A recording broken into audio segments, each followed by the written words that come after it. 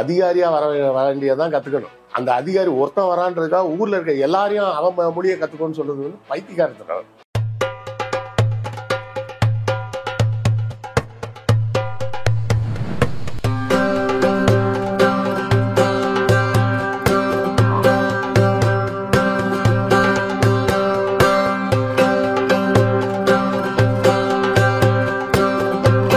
Kareem's Biryani Paradise at Liberty and Catering Services, கோடம்பாக்கத்தின் அறுசுவை அடையாளம்.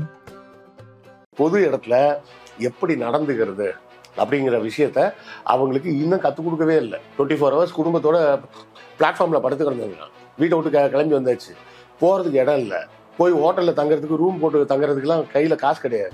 Waiting ரூம்னு அங்கே ஒரு ரூம் இருக்கும். அந்த ரூமில் ரிசர்வ்டு டிக்கெட் வச்சிருக்கவன தான் உள்ள விடுவான், மற்ற டிக்கெட் வச்சிருக்கவன உள்ள விட மாட்டான். அப்போ இவ்வளோ பிரச்சனை இருக்கும்போது அப்போ நான்லாம் மனுஷனே இல்லையாடா, என்கிட்ட காசு இல்லைன்னா என்னன்னா நாயோட கேவலமாவா ட்ரீட் பண்ணுவேன் அப்படின்னா அந்த கோபத்தின் வெளிப்பாடு தான். இந்த கொலையாடி சண்டை ஏன் வந்துச்சு? தண்ணி சப்ளை கம்மியாக இருக்கும்போது எனக்கு ஃபர்ஸ்ட் வேணும் எனக்கு ஃபர்ஸ்ட் வேணும்னு எல்லாரும் அடிச்சுக்கிற மாதிரி தான் இங்கே ட்ரெயின் வரலன்றப்ப அந்த கோபத்தின் வெளிப்பாடாக தான் வருது. வடக்கன்ஸ் அப்படின்ற வார்த்தையே ஏன் வந்தது அப்படின்னா மோடி மீது இருக்கக்கூடிய வெறுப்பை இந்த அப்பாவி மக்கள் மேலே காட்டுறாங்க. அது அவசியமா வடக்கன்னு சொல்றது சரியான கேள்வி இருக்குல்ல. சொல்லாடல் அப்படிங்கிறதே மோடி வர்றதுக்கு முன்னாடிலாம் கிடையாது. அதிகாரியா வர வேண்டியதான் கத்துக்கணும். அந்த அதிகாரி ஒருத்தன் வரான்றதுக்காக ஊர்ல இருக்க எல்லாரையும் அவன் மொழியை கத்துக்கணும்னு சொல்றது வந்து பைத்தியக்காரத்தனம். இதை வந்து வெள்ளக்காரன் அந்த காலத்துல உருவாக்குனது சிஸ்டம் இது. இந்த மகா கும்பமேளான்றது ஒரு பெரிய ஃப்ராடு வேலை. இந்த இந்துத்துவ முகத்தை மறுபடியும் காட்டணும் அப்படின்றது. கும்பமேளா உண்டுங்க, 4 வருஷத்துக்கு ஒரு தடவை உண்டு, அது பேர் கும்பமேளா. 6 வருஷத்துக்கு ஒரு தடவை உண்டு, அது அர்த்த கும்பமேளா. 12 வருஷத்துக்கு ஒரு தடவை உண்டு, அது பூர்ண கும்பமேளா. இந்த மகா கும்பமேளான்னு ஒன்று கிடையவே கிடையாது. இவங்களாம் புதுசாக ஒன்று கொண்டாந்து இப்போ மக்களை பூரா மண்டையை கழுவிட்டு இருக்காங்க. நாம கட்டின வரி பணத்துல இருந்து செலவு பண்ணியிருக்காங்க விளம்பரத்துக்கு. இந்தியாவை பூரா செலவு பண்ணியிருக்காங்க. வேற எப்படி கூப்பிட்டு இவங்களை ஒன்னா சேர்த்து கொண்டாந்து ஒரு இடத்துல காமிக்கிறது, மாஸ் காட்டுறது அப்படின்னு. இது இன்டைரக்டா காட்டுறது. மோடி இதை கொண்டாந்ததுக்கு காரணமே என்ன? ராமர் கோயில் மேட்ரு பிசுபிசுத்து போச்சு. ராமர் கோயில் திறப்பு விழான்னு அது பெரிய லெவல்ல ஹிட் ஆகும்னு நினைச்சாங்க.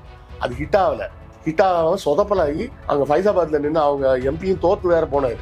அரண்சை நண்பர்களுக்கு வணக்கம்.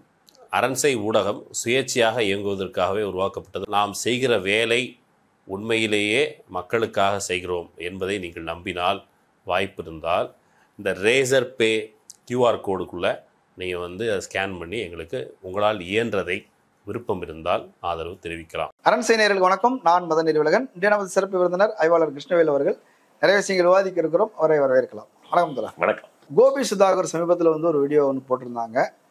வடக்கு ட்ரெயின் பரிதாபங்கள் அப்படின்ற மாதிரி ஒன்று போட்டிருந்தாங்க. ஏற்கனவே வடக்கன்னு ஒன்று போட்டு அது பெரிய லெவலில் ஒரு சர்ச்சையும் உருவாக்கி இருந்தது. ஒரு இந்தி மாநிலங்கள்லேருந்து வரக்கூடிய தொழிலாளர்கள் மீது ஒரு பெரிய வெறுப்பையும் விமர்சனத்தையும் உருவாக்குற அளவுக்கு அது போயிருந்தது. இப்போ மறுபடியும் வருது. இப்போ வடக்கு ட்ரெயின் பரிதாபங்கள். இப்போ வட இந்தியர்கள்னா காட்டு மிராண்டிகள், முரட்டுத்தனமானவர்கள், கன்னடையை உடைப்பாங்க, ஏசி ரூம்குள்ளே போவாங்க, டிக்கெட் எடுக்காம உள்ள வருவாங்க. இப்படி ஒரு கருத்தை உருவாக்குதோ அப்படின்னு ஒரு தோணுதல் எப்படி பார்க்கல? இது கருத்தெல்லாம் உருவாக்குறதுலாம் இல்லைங்க. அது அவர்களது ஏழ்மை ஒரு காரணம். ஏன்னா வட இந்தியாவை பொறுத்தவரை பார்த்தீங்கன்னா ட்ரெயினை தவிர வேற டிரான்ஸ்போர்ட்டே கிடையாது. நம்ம ஊரில் இருக்கிற மாதிரி long distance bus, local bus, அந்த மாதிரிலாம் எந்த டிரான்ஸ்போர்ட்டும் கிடையாது. எங்கேயா போகணுன்னா டிராக்டரில் ஏறி போவாங்க. லாங் டிஸ்டன்ஸ் போனால் ட்ரெயின் ஒன்று தான். ட்ரெயினை தவிர வேறு எதுவுமே கிடையாது. அதுலேயே நிறைய பேர் ட்ரெயினில் டிக்கெட்டே எடுக்க மாட்டாங்க, அப்படியே தான் போவாங்க. இது நான் சொல்கிறது 2010க்கு முன்னாடி. ஏன்னா 2010 வரை நான் வேறு நிறுவனங்களில் வேலை பார்த்துட்டு இருக்கும்போது இந்தியா பூரா பயணிக்கும் போது எல்லா இடத்துலையும் நம்ம பார்த்த விஷயங்கள் தான். அதுக்கப்புறம் 15 வருஷம் கழிச்சும் அப்படியே தான் இருக்குது. சூழல் கொஞ்சம் கூட மாறல அப்படிங்கிறது தான் நம்ம அந்த வீடியோலேருந்து பார்க்குறோம். காரணம், முக்கியமான விஷயம் என்னென்னா அந்த வடக்கன்ஸ் அப்படின்ற வார்த்தையே ஏன் வந்தது அப்படின்னா மோடி மீது இருக்கக்கூடிய வெறுப்பை இந்த அப்பாவி மக்கள் மேலே காட்டுறாங்க. அது அவசியமா வடக்கன்னு சொல்றது சரியான கேள்வி இருக்குல்ல. அப்படி ஒரு அந்த சொல்லாடல் அப்படிங்கிறதே மோடி வர்றதுக்கு முன்னாடிலாம் கிடையாது. அதுக்கு முன்னாடி என்ன சொல்லுவாங்க, நார்த் இந்தியனு, இந்த நார்த் இந்தியன் பையன் ஒருத்தர் வேலை பார்த்துட்டு நார்த் இந்தியனுங்கிறது கூட அதை சொல்லுவாங்க. தென்னிந்தியர்கள் வட இந்தியாவை பார்க்கும்போது அவர்களை இந்தியர்கள்னு சொல்லுவாங்க. ஆனா வட இந்தியர்கள் நம்மை சொல்லும் போது தென்னிந்தியர்கள்னு அப்படிதான் சொல்லுவாங்க. அது ரொம்ப நாளாவே அப்படி ஒரு அவர்கள் இந்தியர்கள், நம்ம சவுத் இந்தியர்கள். பாலச்சந்திரன் ஒரு பேட்டியில சொல்லியிருந்தார். அவர் கூட வேலை பார்த்த இன்னொரு IAS அதிகாரி அது சொல்லும்போதே சொல்றாரு, அவர் பார்ப்பனர் கிடையாது, ரொம்ப நேர்மையான அதிகாரி, எந்த தவறுகள்லையும் ஈடுபட மாட்டாரு. அவர் என்கிட்ட கேட்டாரு, மற்ற எல்லா மாநிலமும் ஒத்து போகுது, நீங்க மட்டும் ஏன் ஒத்து போக மாட்டீங்க? எதுக்கு எப்போ பார்த்தாலும் ஆன்டி ஹிந்தி, ஆன்டி சான்ஸ்கிரிட்டு அப்படின்னே பேசிகிட்டு இருக்கீங்க அப்படின்னு கேட்டார். அப்போ நான் சொன்னேன், சரி இந்த வெள்ளையரை எதிர்த்து போராடின சில வீரர்களை பற்றி பேசுவோமா சொல்லுங்கள். எனக்கு பகத்சிங்கை தெரியும், உங்களுக்கு தெரியுமா அப்படின்னு கேட்டேன். தெரியும்னாரு. எனக்கு லாலா லஜபதி ராய் தெரியும், உங்களுக்கு தெரியுமாண்ணே? தெரியும்னாரு. இதே மாதிரி ஒரு 3-4 பேர் சொல்லி தெரியுமான்னு கேட்டேன். தெரியும்னாரு. வீரமங்கை வேலுநாச்சியார் தெரியுமான்னு கேட்டேன். அப்படின்னாரு அவரு. இதுதான் விஷயமே. நாங்கள் எல்லாரையும் இந்தியன்னு பார்க்குறோம், நீங்கள் எங்களை சவுத் இந்தியன்னு பார்க்குறீங்க. நியூஸ்லேயே நீங்கள் பார்க்கலாம்.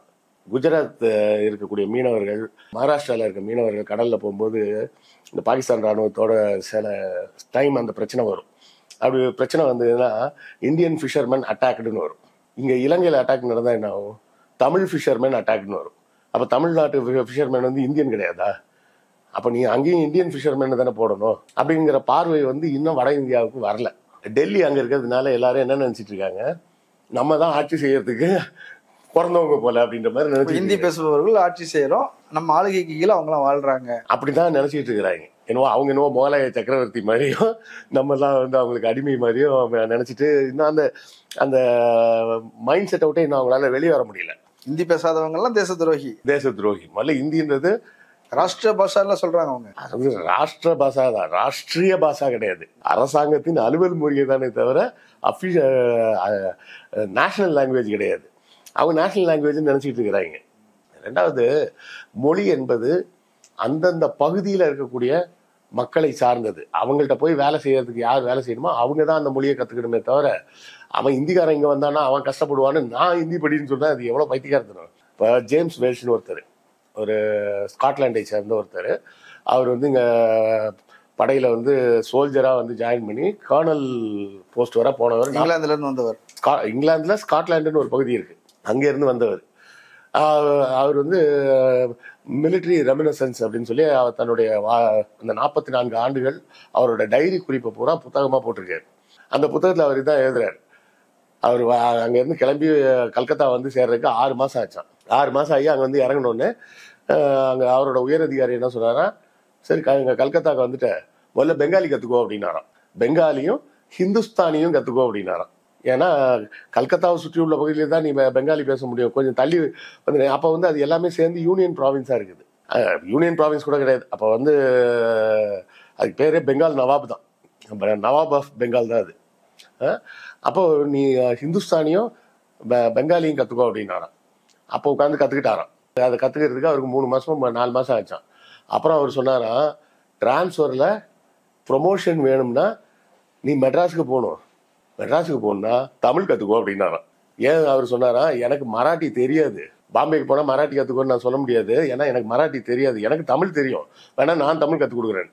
அதாவது ஒரு வெள்ளைக்காரன் இன்னொரு வெள்ளைக்காரனுக்கு கற்றுக் கொடுக்குற அளவுக்கு பெங்காலி, ஹிந்துஸ்தானி அண்ட் தமிழ் 3 லாங்குவேஜ் அவன் கற்றுக்கிட்டு வச்சுருந்துருக்கான். அதன் பிறகு அவர் இங்கேருந்து வந்து இலங்கையில் போய் படையெடுக்க போகிறாங்க. டச்சோட கோட்டையை ஒன்று பிடிக்க போகிறாங்க. போர்ட் கேலி அப்படின்னு ஒரு இடம், அந்த இடத்துல டச் கோட்டை ஒன்று இருக்குது. அதை பிடிக்கிறதுக்காக படையெடுத்து போகிறாங்க. அங்கே போன உடனே அங்கே தமிழ் தாண்டி சிங்களம்னு வேற ஒரு பாஷையும் பேசுகிறாங்கன்னா அந்த மொழியும் கற்றுக்கிட்டாராம். அப்போ யோசிச்சு பாருங்க, கற்றுக்க வேண்டியது யாரு? அதிகாரியாக வர வேண்டியதான் கற்றுக்கணும். அந்த அதிகாரி ஒருத்தன் வரான்றதுக்காக ஊரில் இருக்க எல்லாரையும் அவன் மொழியை கற்றுக்கோன்னு சொல்றது வந்து பைத்தியக்காரத்தனம். இதை வந்து வெள்ளைக்காரன் அந்த காலத்தில் உருவாக்குனது சிஸ்டம் இது. இன்னைக்கும் பார்த்தீங்கன்னா IAS IPS அதிகாரிகள் இருக்காங்கல்ல, அவங்க வேற ஸ்டேட்டுக்கு போனாங்கன்னு வச்சுக்கோங்க, 10th ஸ்டாண்டர்ட் லெவலில் இருக்கக்கூடிய அந்த ரீஜனல் லாங்குவேஜை படித்து அவங்க ஒரு டெஸ்ட் எழுதி ஒரு குறைஞ்சது 50 மார்க்காவது வாங்கணும். இன்றைக்கும் அது நடைமுறையில் இருக்குது. இப்போ நம்ம சென்னை கமிஷனர் யாரு? ஒரு சிங்கர். அவர் பிரஸ் மீட்ல எவ்வளவு அழகா தமிழ் பேசுவார். செந்தமிழ்ல அவர் வந்து எழுத்து நடையில உள்ள தமிழ் தான் அவருக்கு தெரியும். அவருக்கு வந்து பேச்சு நடையில உள்ள தமிழ் வராது. இப்ப நம்ம இங்கிலீஷ் பேசணும்னா நம்ம எப்படி பேசுவோம்? எழுத்து நடையில எப்படி இங்கிலீஷ் எழுதுறோமோ அப்படிதான் நம்ம பேசுவோம். ஒரு நேட்டிவ் இங்கிலீஷ் ஸ்பீக்கிங் ஆள் வந்து எப்படி இங்கிலீஷ் பேசுவானோ அது மாதிரி நமக்கு பேச வராது. அந்த கலோக்கியல் லாங்குவேஜ் வந்து வராது. அதனாலதான் அவர் பேசுறது செந்தமிழ் மாதிரி இருக்கு. அவர் வந்து எழுத்து நடையில பேசுறாரு. நான் போனேன் பிறகு வந்தேன் அப்படின்னு தான் அவர் பேச தெரியும் அவருக்கு. ஆனா கத்துக்கிறாங்கல்ல. அப்போ நீ வந்து என்ன செய்யணும்? அந்த வடக்கனை வந்து அந்த சிவில் சென்ஸை கொண்டு வரணும். ஒரு பொது இடத்துல எப்படி நடந்துக்கிறது அப்படிங்கிற விஷயத்த அவங்களுக்கு இன்னும் கற்றுக் கொடுக்கவே இல்லை. இல்லை, இப்போ என்ன கேள்வி அப்படின்னா, கும்பமேளா இதுக்கு போயிருக்கிறாங்க. கோடிக்கணக்கான பேர் ஒரே நேரத்தில் போய் குவிந்தது. ஒரு நாளைக்கு 1 கோடியிலிருந்து 2 கோடி பேர் வரைக்கும் போறாங்க. அப்படின்னும் போது போக்குவரத்து பிரச்சனை வருது. இருக்கிற ரயிலில் அடிச்சு பிடிச்சி ஏற வேண்டி இருக்குது. அந்த நெருக்கடியின் காரணமாகத்தான் வந்து 1 நாள் 2 நாள் காத்திருந்தவர்கள் தான் அந்த மாதிரி நடந்துக்கிட்டாங்களே தவிர மொத்தமாக அவர்கள் அப்படி கிடையாது. ஆனால் ஊடகங்கள்ல எப்படி ப்ரொமோட் ஆகுதுன்னா வடக்கன்ஸ்னா இப்படித்தான்னு ஒன்று உருவாகுது. இந்த யதார்த்தத்தை பரிதாபங்கள் வந்து பரிசீலிச்சுதா புரிஞ்சுக்கிட்டு தான் பேசிச்சான்னு ஒரு விமர்சனம். இல்லைங்க, இது வந்து அவங்க கோவப்பட வேண்டியது யாரை பார்த்தினா மோடியை பார்த்து தான் கோவப்படணும். அந்த சக பயணியின் மீது இதெல்லாம் கோவப்பட வேண்டிய அவசியமே கிடையாது. ஏன்னா நீங்கள் என் நண்பர் ஒருத்தர் ஒரு உதாரணம் சொன்னார். அந்த காலத்துலலாம் கொலையடி சண்டைன்னு கேள்விப்பட்டிருக்கீங்களா? இப்போல்லாம் அதெல்லாம் நடக்குதா அப்படின்னாரு. ஏன் இப்போலாம் நடக்கலை? இப்போ குழாயில் போய் தெருவில் தண்ணி பிடிக்க வேண்டிய அவசியம் இல்லை. வீட்டுக்கு பைப் வந்து அவன் ட்ரெயினில் ஏறி உடைக்கிறான்னா அவனோட வெறி, ஆத்திரம், கோபம் 24 hours குடும்பத்தோட பிளாட்ஃபார்மில் படுத்து கிடந்துருக்கான். வீட்டை விட்டு கிளம்பி வந்தாச்சு, போகிறதுக்கு இடம் இல்லை. போய் ஹோட்டலில் தங்குறதுக்கு ரூம் போட்டு தங்குறதுக்குலாம் கையில் காசு கிடையாது. வெயிட்டிங் ரூம்னு அங்கே ஒரு ரூம் இருக்கும். அந்த ரூமில் ரிசர்வ்டு டிக்கெட் வச்சிருக்கவன தான் உள்ளே விடுவான், மற்ற டிக்கெட் வச்சிருக்கவன உள்ளே விட மாட்டான். அப்போ இவ்வளோ பிரச்சனை இருக்கும்போது அப்போ நான்லாம் மனுஷனே இல்லையாடா? என்கிட்ட காசு இல்லைன்னா என்னன்னா நாயோட கேவலமாவா ட்ரீட் பண்ணுவேன் அப்படின்னா அந்த கோபத்தின் வெளிப்பாடு தான். இந்த கொலையாடி சண்டை ஏன் வந்துச்சு? தண்ணி சப்ளை கம்மியாக இருக்கும்போது எனக்கு ஃபர்ஸ்ட் வேணும்னு எல்லாரும் அடிச்சுக்கிற மாதிரி தான் இங்கே ட்ரெயின் வரலன்றப்ப அந்த கோபத்தின் வெளிப்பாடாக தான் வருது. இருக்கிற இடத்த பிடிச்சுக்கணும். அப்போ இந்த மக்களோட கோபம் வந்து யார் மீதான கோபம் அப்படின்னு நாம புரிஞ்சுக்கணும்னா மோடி அரசாங்கத்தின் மீதான கோபம்னு புரிஞ்சுக்கணும். இல்ல அப்படி தெரியலையே. ஊபியில பிஜேபி தான் ஜெயிக்குது, மத்திய பிரதேசம் இல்ல. அது அவங்களுக்கு தனக்கு ஏற்படக்கூடிய நேரடி பாதிப்பா அவங்களுக்கு இது உணரல. இது அக்னிவீர் வந்தப்ப எப்படி கோவப்பட்டாங்க? அப்ப அரசாங்கத்தின் மீது தானே கோவப்பட்டாங்க. ஏன்னா அந்த பகுதியில் வாழக்கூடிய மக்கள் எல்லாம் அவங்களோட மெயின் வேலையே என்னது? 18 வயசு ஆயிடுச்சு, நல்ல ஆள் வாட்ட சாட்டமா இருப்பாங்க, டக்குன்னு நேராக போய் ஏதாவது ஒரு மிலிட்ரி ரெக்ரூட்மெண்ட்ல போய் ஜாயின் பண்ணி சோல்ஜர் ஆயிடும். சோல்ஜர் ஆயிட்டோமா 3 வேளை சோறு கிடைச்சிரும், ட்ரெஸ் கிடைச்சிரும், தங்குற இடம் எல்லாம் கிடைச்சிரும், சம்பளம் கிடைக்கும். மிகப்பெரிய வேலை வாய்ப்பு. அது அந்த வேலை வாய்ப்பை காலி பண்ணி விட்டாங்க. வெறும் 4 வருஷம். ஏன்னா ரூல் படி 5 வருஷத்துக்கு மேல இருந்தாலே பென்ஷன் கொடுத்தாகணும். ஸோ அந்த ரூலை மாற்ற முடியாதுன்றதுனால புதுசாக ஒரு திட்டம் கொண்டு வந்து 4 வருஷம் அப்படின்னு கொண்டு வந்தப்போ தான் எல்லாரும் கொதிச்சு எழுதாங்க. இந்த அக்னிவேர் திட்டம் வந்தப்போ அந்த அக்னிவேர் திட்டம் நேரடியாக அவங்கள பாதிச்சுது. இது நான் அவங்கள நேரடியாக பாதிக்குதுன்னு அவங்களுக்கு தெரியல. அதுதான் பிரச்சனை. அவங்களுக்கு தெரிஞ்சாதானே அவங்க கோவப்படுவாங்க. சரி, இப்போ மோடி அரசை விமர்சிக்கணும் அப்படின்னு சொல்லும்போது கோடிக்கணக்கா ஒரே இடத்துல குவியிற ஒரு இடத்துல போய் அத்தனை ட்ரெயின் எங்கேருந்து விட முடியும்? இப்போ நாடு முழுக்க ட்ரெயின் போயிட்டு இருக்கு, வந்துட்டு இருக்குது. இந்த மகா கும்பமேளான்றதே ஒரு மகா ஃப்ராடுங்க. மகா கும்பமேளான்றது மகா ஃப்ராடு. இந்த வருஷம் 2025 நடக்குது. இன்னும் 144 வருஷம் கழிச்சு 2169 தான் வரும் அப்படின்னு சொல்றாங்களே. 1881 இதே மகா கும்பமேளா நடந்ததா? அப்ப ஆங்கிலேயர் ஆட்சி தான். என்னெல்லாம் நடந்ததோ எல்லாத்தையும் குறிப்புகள்லாம் பதிவு பண்ணி வச்சிருக்கான். 1881 மகா கும்பமேளா நடந்ததா? அதை பத்தின எந்த குறிப்பும் கிடையாது. ஆங்கிலேய அதிகாரிகள் எத்தனையோ குறிப்புகள் எழுதி வச்சிருக்கிறான். இதுல எந்த குறிப்புலையும் 1881 இப்படி ஒரு மகா கும்பமேளா நடந்தது அப்படின்னு குறிப்பே கிடையாது. மோடி இதை கொண்டு வந்ததுக்கு காரணமே என்ன? ராமர் கோயில் மேட்ரு பிசுபிசுத்து போச்சு. ராமர் கோயில் திறப்பு விழான்னு அது பெரிய லெவல்ல ஹிட் ஆகும்னு நினைச்சாங்க. அது ஹிட் ஆகல. ஹிட் ஆகாம சொதப்பலாகி அங்க ஃபைசாபாத்ல நின்று அவங்க எம்பியும் தோத்து வேற போனாரு. அப்ப அடுத்தால இந்து அப்படின்னு சொல்லி எப்படியாவது சந்து முனைக்கு இவனை எப்படி கொண்டு வர்றது அப்படின்னு சொல்லி யோகியும் மோடியும் சேர்ந்து போட்ட திட்டம் தான் இந்த மகா கும்பமேளா. இந்த 144 வருஷத்துக்கு முன்னாடி நடந்திருக்கணும்ல. 1700 நடந்ததா இல்லையான்னு தெரிய வேணாம். அதை பத்தின குறிப்பெல்லாம் இல்லைன்றதை விட்டுருவோம். 1881 நடந்திருந்தா அதுக்கு உண்டான குறிப்பு இருந்திருக்குமே. எந்த குறிப்பும் இல்லை. ஏன்னா இப்போ இப்படிப்பட்ட ஒரு பெரிய விழா நடந்திருக்குன்னா ஆங்கிலேயர் கண்டிப்பா குறிச்சு வச்சிருப்பாங்க. இது மாதிரி இந்த வருஷத்துல இந்த மாதிரி நடந்தது, இவ்வளவு பேர் வந்தாங்க ஜனவரி மாசத்துல, கோடிக்கணக்கில் இல்லைனாலும் லட்சக்கணக்கில் வந்தாங்க அப்படின்னு அவன் எழுதி வச்சிருந்திருப்பான். அப்படி எந்த குறிப்பும் கிடையாது. இவங்க வந்து இந்த மகா கும்பமேளான்றது ஒரு பெரிய ஃப்ராடு வேலை. இந்த இந்துத்துவ முகத்தை மறுபடியும் காட்டணும் அப்படின்னு. கும்பமேளா உண்டுங்க, கும்பமேளா உண்டு. 12 வருஷத்துக்கு ஒரு முறை நடந்து, 4 வருஷத்துக்கு ஒரு தடவை உண்டு. அது பேர் கும்பமேளா. 6 வருஷத்துக்கு ஒரு தடவை உண்டு. அது அர்த்த கும்பமேளா. 12 வருஷத்துக்கு ஒரு தடவை உண்டு. அது பூர்ண கும்பமேளா. இந்த மகா கும்பமேளான்னு ஒன்று கிடையவே கிடையாது. இவங்களா புதுசா ஒன்று கொண்டாந்து இப்ப மக்களை பூரா மண்டையை கழுவிட்டு இருக்காங்க. இப்ப இவன் பூரா சரி அந்த கும்பமேளாக்கு போய் குளிச்சோம்னா அப்படியே நேரம் சொர்க்கத்துக்கு ஏறி போயிடலாம். இல்ல இப்ப இந்த ஜென்மத்துல இந்த வாய்ப்பு விட்டுட்டு அதுக்கப்புறம் வாய்ப்பே கிடைக்காது. அப்படித்தானே இந்தியா பூரா அட்வர்டைஸ்மெண்ட் வச்சாங்க. யார் அப்ப விட்டு காசு? நாம கட்டின வரி பணத்துல இருந்து செலவு பண்ணிருக்காங்க விளம்பரத்துக்கு. இந்தியா பூரா செலவு பண்ணிருக்காங்க. வேற எப்படி கூப்பிட்டு இவங்களை ஒன்னா சேர்த்து கொண்டாந்து ஒரு இடத்துல காமிக்கிறது, மாஸ் காட்டுறது அப்படின்னு. இது இன்டைரக்டா காட்டுறது. 50 கோடி பேர் போயிருக்காங்க இது வரை. இன்னும் February 26 வரை இருக்கு. நாம இன்னைக்கு இருக்கிறது 19 நினைக்கிறேன். இன்னொரு 7 நாள் இருக்குது. சரி, இவ்வளவு பேர் போய் ஒரு இடத்துல போய் குளிக்கும் போது அது இடம் முழுக்க முழுக்க பொல்யூஷன் ஆயிராதா? அது ஏற்கனவே பொல்யூஷனாக தாங்க இருக்கு. கங்கா வந்து புனிதமானது, புனிதமான நீர் யமமலையில இருந்து வருது அப்படிலாம் சொல்றாங்க. அதுல டெஸ்ட் பண்ணி ரிப்போர்ட் என்ன வந்திருக்கு தெரியுங்களா? ஃபீக்கஸ் கோலிஃபார்ம் அப்படின்னு ஒரு பாக்டீரியா இருக்குன்றாங்க. ஃபீக்கஸ்னா என்ன அர்த்தம்? மனித கழிவுன்னு அர்த்தம். மலத்தில் வளரக்கூடிய ஒரு பாக்டீரியா. அது ஈகோலின்னு ஒரு பாக்டீரியா இருக்குங்க. அது உள்ள போச்சுன்னா வந்து வயிற்றால போகும். அந்த ஈகோலி பாக்டீரியா எங்க இருக்குன்னு பாத்தீங்கன்னா கோமியத்துல இருக்கு. மாட்டு மூத்திரத்துல ஈகோலி இருக்குது. இதை டாக்டரே சொல்லியிருக்காரு. ஒரு டாக்டர் வந்து பேட்டிலே சொல்லியிருக்காரு, கோமியம் குடிச்சிங்கன்னா ஈகோலி பாக்டீரியாவால் அஃபெக்ட் ஆகி வயிற்றால போகும் அப்படின்னு சொன்னார். இது மனித மலத்தில் வளரக்கூடிய ஒரு பாக்டீரியா. அந்த தண்ணியில இருக்குன்னு போட்டிருக்காங்க. அதுவும் பெரிய அளவுல இருக்குன்னு போட்டிருக்காங்க. அதோட ட்ரேசஸ் இருக்குன்னு கூட போடல. அப்போ அந்த தண்ணியில போய் குளிச்சு அதை குடிச்சு, அதான் அதானிலாம் வந்து குளிச்சாரு அப்படிம்பாங்க. அவரு குளிப்பாரு. குளிச்சோம் அப்படியே அடுத்த வண்டியை பிடிச்சி கேரவன்ல போய் ஃபுல்லா டிஸ்இன்ஃபெக்ட் பண்ணி ப்ளீச்சிங் பவுடர்லாம் போட்டு கிளீன் பண்ணிட்டு கூட அடுத்த ஹெலிகாப்டர்ல ஏறி வீட்டுக்கு போயிடுவாரு. மோடி குளிச்சாருன்னா போயிடுவாரு. பொதுமக்கள் ஏற்கனவே நம்ம இந்த கொரோனா டைம்ல தேவையில்லாம இவங்க கிளப்பி விட்டு எல்லாம் சாணியை பூசிக்கிட்டோன்னா கொரோனா வராதுன்னாங்க. கடைசியில் பார்த்தீங்கன்னா அது நல்ல வேலை தமிழ் சவுத்ல எல்லாம் எவனும் பண்ணல, நார்த் இந்தியாவில் தான் பண்ணியிருக்காங்க. சாணியை சாப்பிட்றது, மூத்திரத்தை குடிக்கிறது எல்லாம் செஞ்சாங்க. உடம்பெல்லாம் பூசிக்கிறது, சந்தனம் பூசுற மாதிரி தலையில இருந்து கால் வர பூசி ஊற வச்சு குடிக்கிறது. அது கடைசியில் என்ன ஆயிருக்கு தெரியுங்களா? அந்த கொரோனா லாக்டவுன்லாம் எடுத்ததுக்கு அப்புறம் நார்த் இந்தியா ஃபுல்லா பிளாக் ஃபங்கஸ்னு ஒரு வியாதி வந்திருக்கு. இந்த பிளாக் ஃபங்கஸ் எங்க இருக்குன்னா இந்த மாட்டு சாணியில் தான் இருக்கு. தோல் வியாதி வந்துருச்சு. ஸோ திரும்ப திரும்ப அந்த மோடி அரசு செய்யக்கூடிய முயற்சி என்னன்னா, இவர்களை முட்டாளாவே வச்சிருந்தா போதும். ஏற்கனவே நீட்டுன்னு ஒன்று கொண்டாந்து தகுதியான மாணவர்களை தவிர தகுதியற்ற பணக்கார மாணவர்கள் மட்டும்தான் மருத்துவர் ஆக முடியும். ஏன்னா தகுதினா என்னங்க அர்த்தம்? 400 மார்க் எடுத்தவனுக்கு சீட்டு கிடைக்கணும் அப்படின்றது தானே தகுதி. 400 மார்க் எடுத்தவனுக்கு சீட்டு கிடைக்காது, 150 மார்க் எடுத்தவனுக்கு சீட்டு கிடைக்கும்னா அது எப்படி தகுதியாகும்? ஸ்கோர் பண்ணது 450 ஸ்கோர் பண்ணவனுக்கு சீட்டு கிடைக்காது. ஏன்னா சீட்டு கிடைக்கும், பிரைவேட் மெடிக்கல் காலேஜில் கிடைக்கும். அங்கே 1 கோடி ரூபா கட்டி அவனால படிக்க முடியாது. ஆனால் 150 மார்க் எடுத்த ஒருத்தனால 1 கோடி ரூபா செலவு பண்ண முடியும் அப்படின்னா அவனுக்கு அந்த பையன் போய் படிக்க முடியும். இப்போ அதே தான் இப்போ இந்த நியூ எஜுகேஷன் பாலிசின்னு இப்போ கொண்டு வந்து வச்சிருக்கிறாங்க.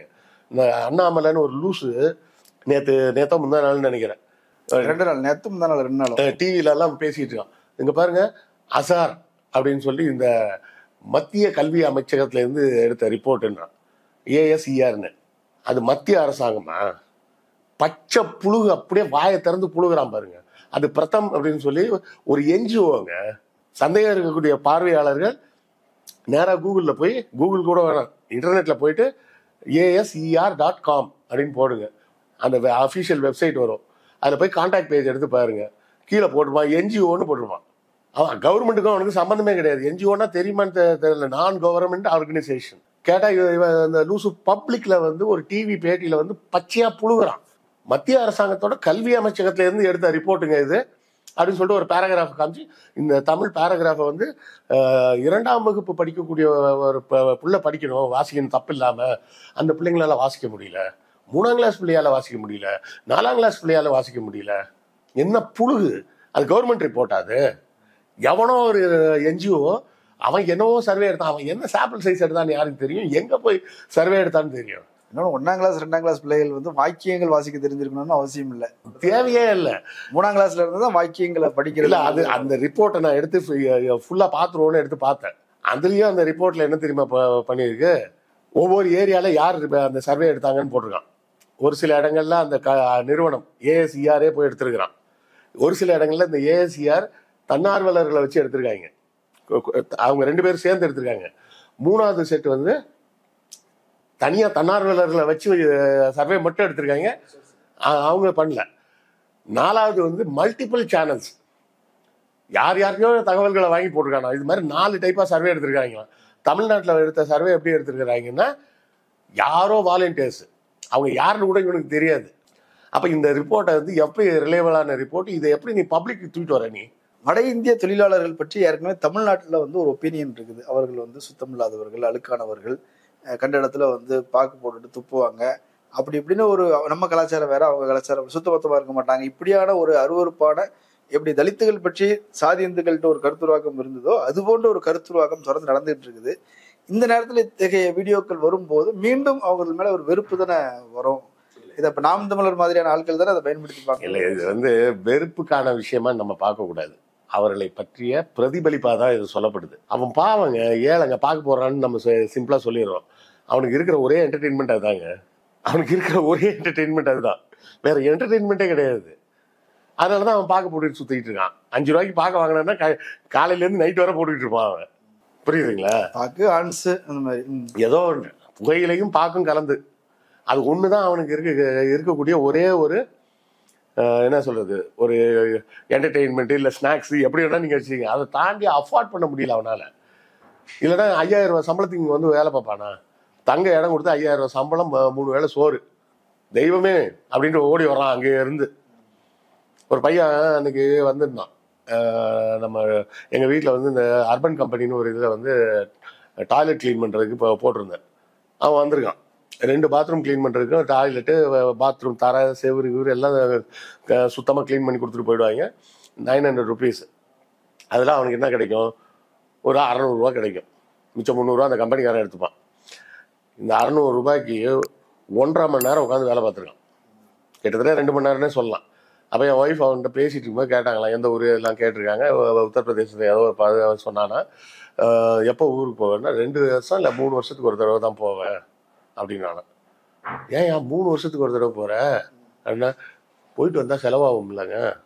ஒரு தடவை ட்ராவல் பண்ணி போயிட்டு வரணும்னா ட்ரெயினுக்கே எனக்கு வந்து ஒரு 4000 ரூபா 5000 ரூபா ஆகிடும்.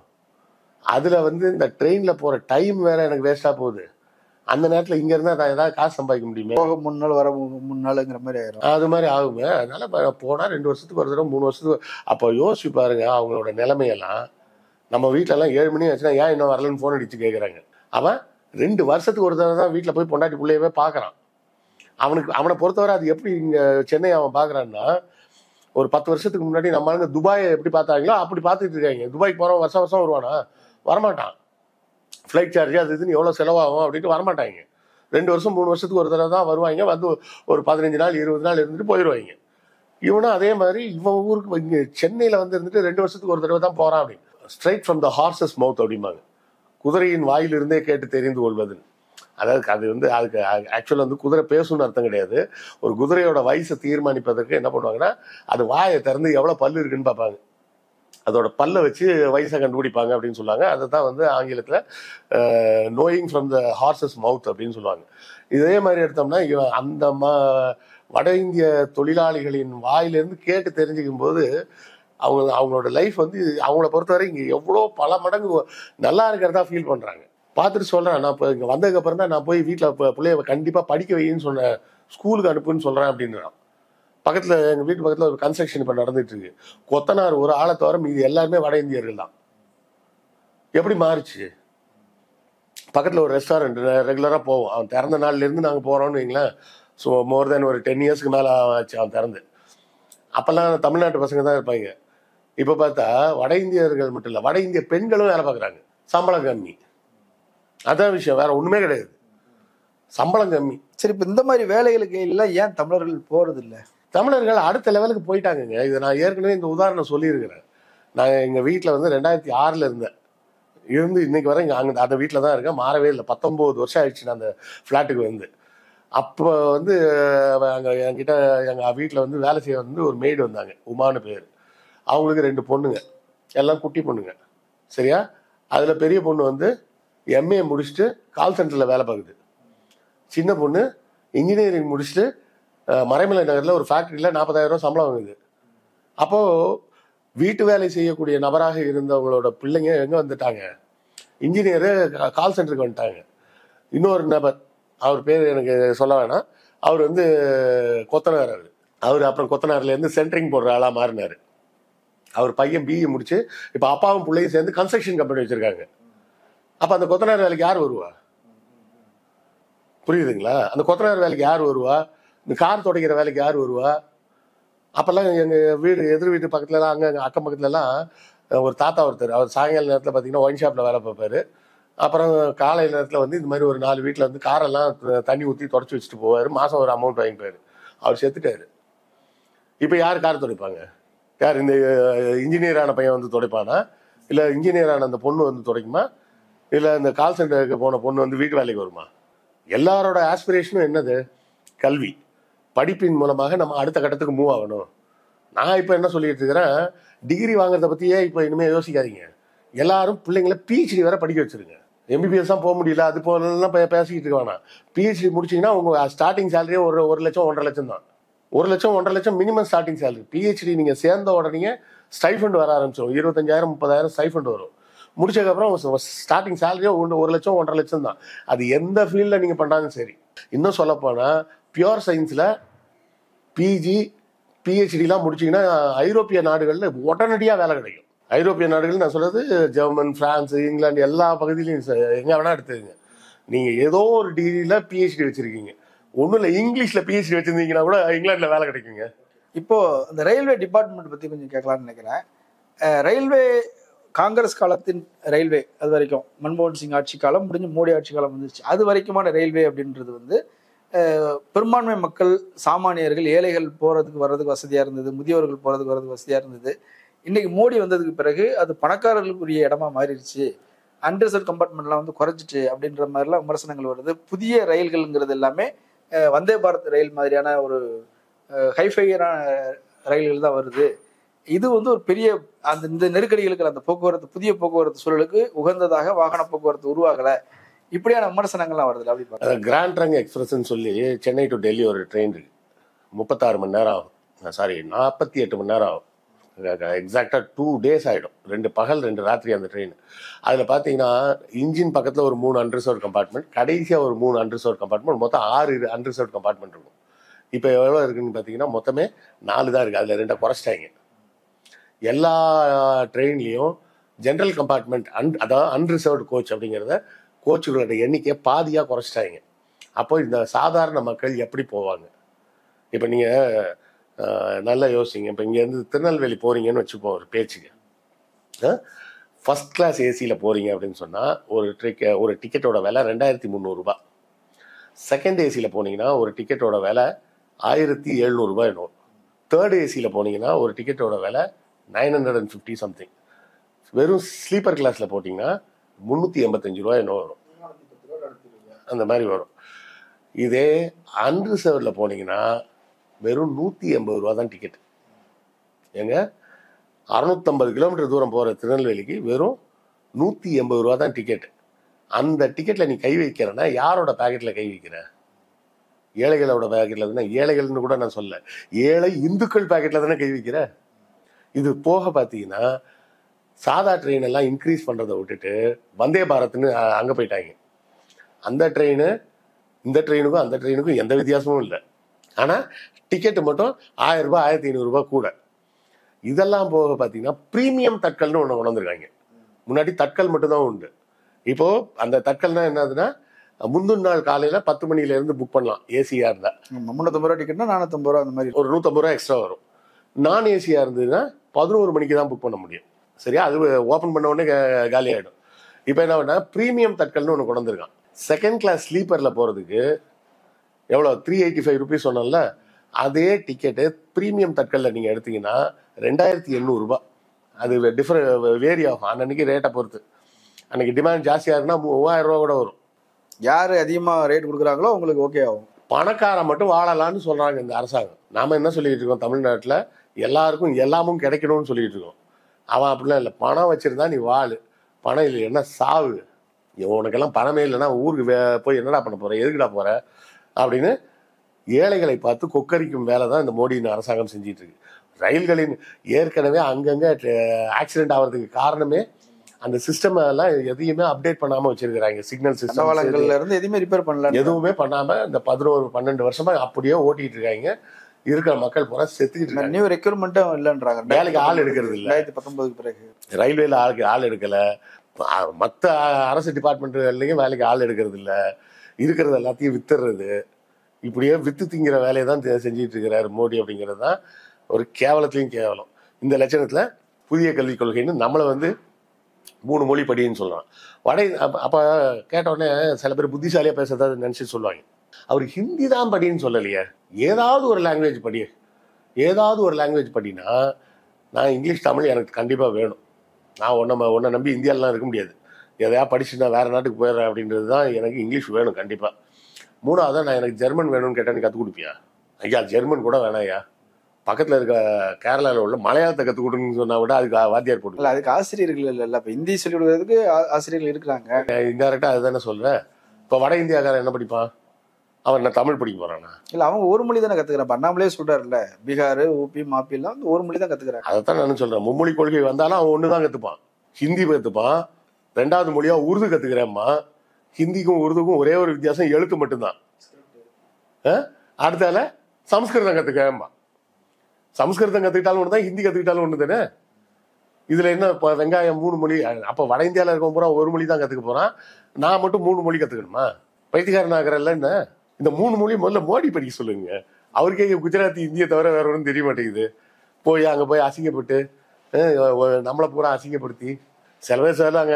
நானே சொல்லியிருந்தேன், ஒரு பிரதமரை இன்னொரு நாட்டு அதிபர் வந்து இது மாதிரி அசிங்கப்படுத்தக்கூடாது, கேள்வி உனக்கு தான்டா, நானே பதில் சொல்றேன் அப்படின்னு சொன்னா அது ரொம்ப அவமானம். அவருக்கு தெரியல, சிரிச்சுக்கிட்டு இருக்கிறாரு. அதுக்கு காரணம் என்ன தெரியுமா? நீங்க இப்போ உங்க மாமாட்ட ஏற்கனவே ஒரு 25,000 ரூபாய் கடன் வாங்கியிருக்கீங்க. இன்னொரு தடவை ஃபோன் போட்டு, மாமா நான் 2 நாள்ல ஊருக்கு வரேன், அப்படியே உங்களை வந்து பார்த்துட்டு போகலான் இருக்கேன் அப்படின்னு சொன்னா அந்த ஆள் என்ன யோசிப்பாரு? ஐயா இவன் ஏன்டா வரான் அப்படின்னு தான் யோசிப்பாரு. உண்டா இல்லையா? இதே நார்மலா இருக்கிற டைம்ல நீங்க ஃபோன் பண்ணி, அப்படியே மாப்பிள்ள எப்போ வரீங்க அப்படின்னு கேட்பாரு. நீ போனது இந்தியாவுக்கு நல்லது செய்யறதுக்கா போன? நீ அங்க போய் போனது எதுக்கு? அதானி மேல இருக்க கேஸை வாபஸ் வாங்க சொல்லுங்க அப்படின்னு கேட்கறதுக்கு தானே போனேன். அப்ப உன்னை அப்படிதான் மதிப்பான் அவன். அதனாலதான் உன்னை அப்படி அசிங்கப்பட ஆடுத்துறான் அவன். நீ உன்னுடைய விசிட்டோட நோக்கம் என்ன? இந்தியாவுக்கு நல்லது பண்றக்கா? இல்லையே. இங்க இருந்து கிளம்புறதுக்கு முன்னாடியே நிறைய டாக்ஸ் எல்லாம் நான் குறைச்சிட்டேன் அப்படின்னு ஹோம்ஒர்க் எல்லாம் செஞ்சு வச்சுருந்தேன். நீ போன பார்போன் விஸ்கிக்கு 150% டாக்ஸா வந்து 50% டாக்ஸா குறைச்சிருக்காராம். ரொம்ப அவசியம் இல்லை. அப்போ அந்த பார்போன் விஸ்கி யாருக்கு பயன்பட போகுது? அது ஹைஃபை ஆனது, உயர்தட்டு வர்க்கத்துக்கானது. அது ஒரு பாட்டில் 15,000 ரூபாங்க. பாட்டில் 15,000. உனக்கு எப்படி தெரியும்னு யாராவது வந்துருவாங்க. நெட்ல வேலை தேடி பார்த்துட்டு வந்து சொல்றேன். அப்போ நீங்க பண்றது பூரா எதுலையுமே ஒரு பிட்டு கூட மக்களுக்கு ஏதாவது நல்லது அப்படின்னு கேட்டா ஒண்ணுமே கிடையாது. இதுல வந்து எல்லாரும் வந்து பேசுறது வந்து அவங்கள பூரா கேலிப்படுத்துற, அசிங்கப்படுத்துறேன்னு. கேலியும் பண்ணல, அசிங்கமும் பண்ணல. அவங்க அப்படிதான் இருக்கிறாங்க. அவங்களுக்கு அந்த சிவிக் சென்ஸ் அப்படிங்கிறத இந்த ஆளும் அரசு சொல்லி கொடுக்க மறந்துடுச்சு. ஏன் சிவிக் சென்ஸ் வரலன்னா அவனுக்கு அவனோட ஏழ்மை தான் காரணம். அவனோட ஏழ்மையின் காரணமாக தான் அவன் அப்படி போக வேண்டியது. இப்போ நீங்க பப்ளிக்ல டாய்லெட் கட்டி வச்சீங்கன்னா ஏன் ரோட்டோரத்தில் ஒன்றுக்கு போகிறான்? ஒரு பப்ளிக் டாய்லெட் இருந்தால் அவன் அந்த பப்ளிக் டாய்லெட்டில் போய் யூரின் போவான். ரோடு அவ்வளோ பெரிய 2 கிலோமீட்டர் இருக்கு, எங்கேயுமே போக முடியாதுன்னா அவசரத்துக்கு வேற என்ன பண்றதுன்னா அவன் அங்கேயே தான் போவான். அப்படியே பழகி பழகி பழகி பழகி அந்த சிவிக் சென்ஸே இல்லாமல் போயிடுச்சு. சிவிக் சென்ஸை கடைபிடிக்கணும்னா முதல்ல அவனுக்கு கொஞ்சம் கல்வி வேணும். அவனுக்கு நீங்கள் கல்வியே கொடுக்கல. வேலை வாய்ப்பை உருவாக்கி கொடுத்துடணும். வேலை வாய்ப்பும் உருவாக்கி கொடுக்கல. அப்போ அவன் அப்படிதான் இருப்பான். வேற என்ன செய்வான்? பினராயி விஜயனே என்ன சொன்னாரு? ஒரு தொகுதியில் பிஜேபி ஜெயிச்சா என்ன பண்ணணும்? இல்லைங்க, அந்த ஏரியாவில் கல்வியை வந்து நாங்கள் இனிமேல் முக்கியத்துவம் அதிகமாக கொடுக்கணும் அப்படின்னாரு. ஒருவேளை அங்கே கல்வி அறிவு கொஞ்சம் கம்மியாக இருக்காங்க போல இருக்கு, அதனால தான் பிஜேபி ஓட்டு போட்டாங்கன்னு நேரடியாகவே அடிச்சாரு. அப்போ பாஜக ஆளும் மாநிலங்களில் பூரா அவர்கள் மக்களின் வாழ்க்கை தரத்தை பற்றியோ, மக்களின் வாழ்வாதாரத்தை பற்றியோ, அவர்களின் கல்வி சுகாதாரம் பற்றியோ எந்த கவலையும் இல்லாமல் அவர்கள் ஆட்சி செய்கிறார்கள் அப்படிங்கிறது தான் இந்த 12 வருஷத்துல நம்ம பார்க்குறோம். ஓகே, நிறைய தகவல்கள் சொல்லியிருக்கிறீங்க. நீண்ட விவாதமாக உரையாடலாக போயிடுச்சு. கலந்து கொண்டு கருத்துக்களை பகிர்ந்தமைக்கு நன்றி. நேரில் மற்றொரு விருந்தினரோடு மீண்டும் சந்திக்கலாம். நன்றி.